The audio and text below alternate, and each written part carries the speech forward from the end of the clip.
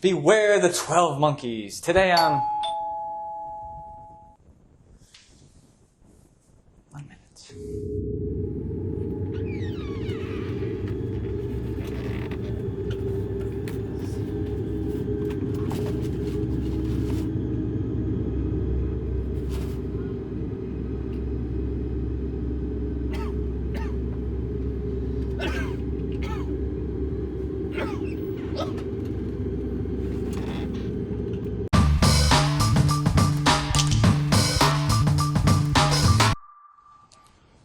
Never ends, does it?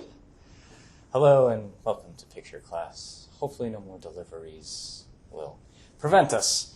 You have just watched 12 Monkeys with Bruce Willis, Madeline Stone, Brad Pitt, Christopher Plummer, David Morse. Come on, you should know that name. If you don't, you haven't watched enough television. And of course, Christopher Maloney. Everyone loves Christopher Maloney. Hashtag this whole movie's about him. Just kidding, it's not. So, beware the 12 Monkeys. What the hell are we talking about? Well, this is a science fiction film made in 1995 by the Monty Python himself, Terry Gilliam.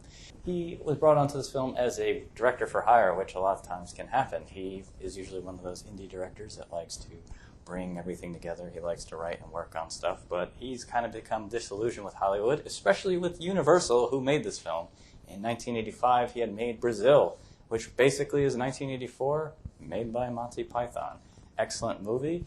After a few months of it not being edited, they were working on it, he basically made his fight with the studio public and publicized a full-page ad saying to the head of Universal, "Where's my movie?" Clearly, this is not the type of behavior that studios like. And oddly enough, nearly 10 years later, he is back at the same studio to make a film. So he actually had a documentary crew follow him and make the making of the movie so he wouldn't get screwed this time.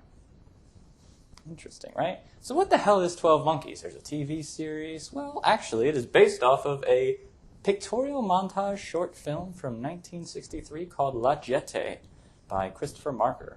Interesting, if you ever find the Blu-ray of the Criterion Collection, that Criterion Approved sticker has a uniquity. That's a word I invented.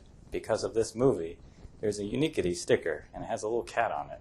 Makes it probably the only Criterion Collection that doesn't have director approved. It just says, I forgot, it was the name of the cat approved. And I was like, why is the sticker cooler than everything? That's what made me buy the movie. And then I find out, oh, it's related to 12 Monkeys. So it was written by David and Janet Peoples, so husband and wife duo. David Peoples famously reworked Blade Runner after Hampton Thatcher did a few drafts, and David Peoples kind of shaped into the movie we are familiar with today, as well as the movie 1998's Soldier, which actually takes place in the Blade Runner universe. So science fiction noir and David Peoples seem to go hand in hand. He didn't get to work on The Matrix, which is another science fiction noir we all tend to think of. It's usually Blade Runner, Matrix, the 12 Monkeys is in there, as well as The 13th Floor, which a lot of people may not realize is a great movie, but it came around the time of The Matrix, so it was very overshadowed. A lot of these movies are overshadowed by the very successful movies. The timeline that we have here is 1917, when our hero Bruce Willis goes back for a second and gets a bullet for his troubles. 1990, 1996 is where we want to be, and 2035, which is the present, or the future, because history has already happened. I think that's one of the taglines, or at least it is in the 4K of the 12 Monkeys coming out next month. Hey, free plug, right? No. It has an 8.0 on Internet Movie Database, 88% for the critics and audiences, so they're on the same page. This movie actually did financially pretty well, and if you look at it, it doesn't seem like it would. It seems like a movie that people would forget about and then it's rediscovered, but this was actually a very financially successful movie. Brad Pitt was not Brad Pitt at the time of this movie.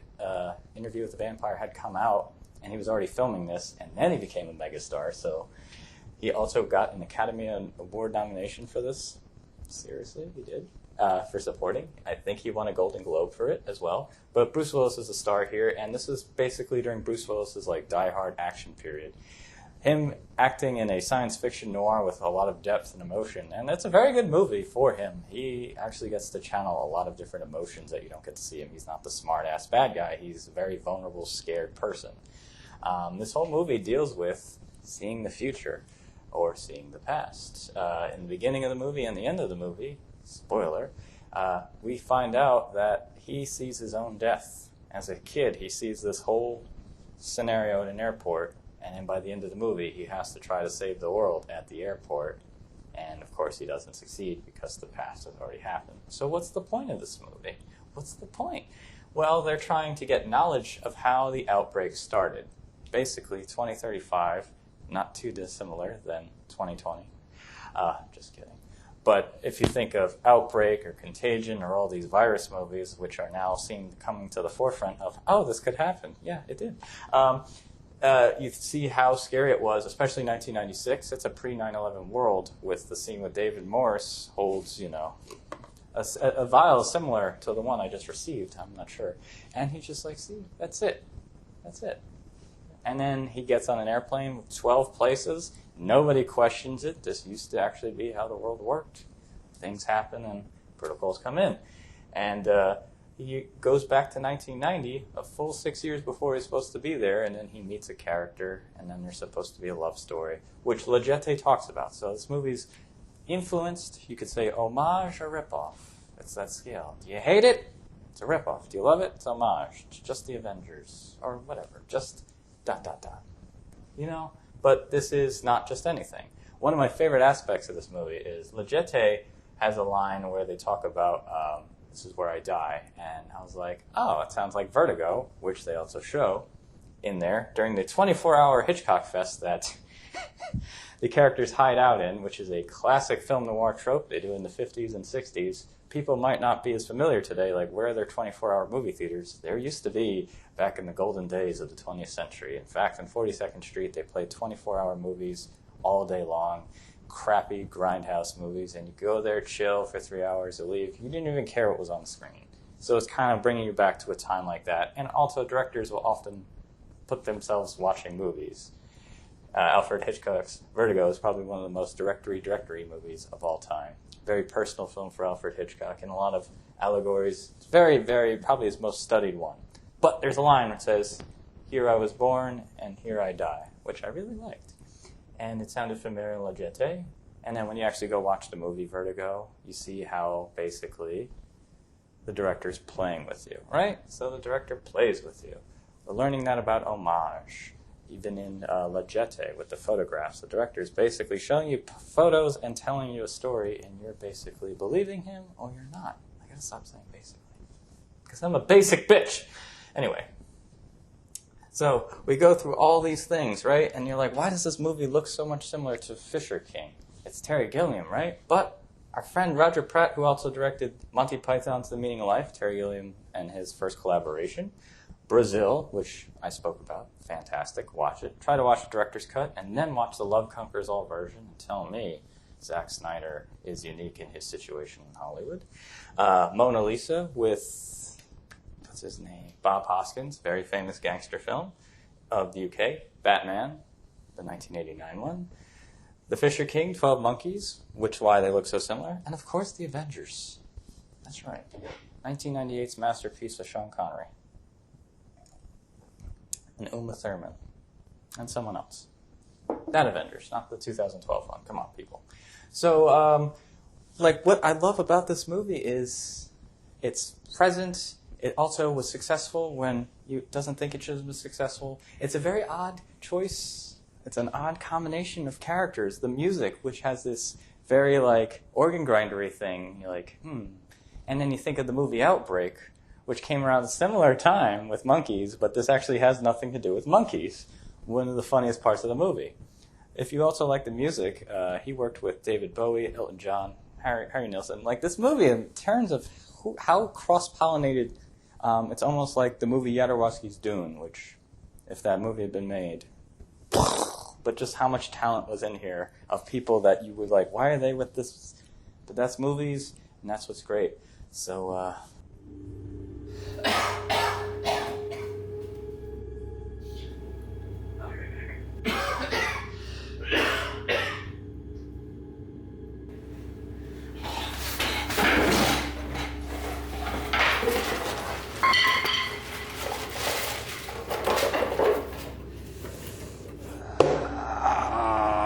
to It's too late.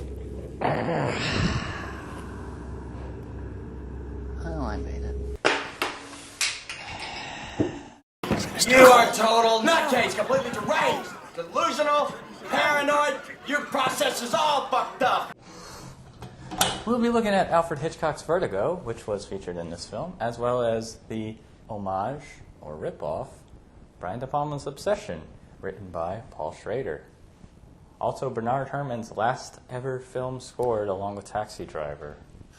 Bernard Herrmann also did Alfred Hitchcock. What's going to happen next time on Picture Class?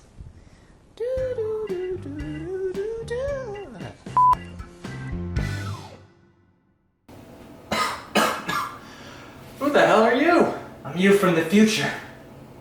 And you just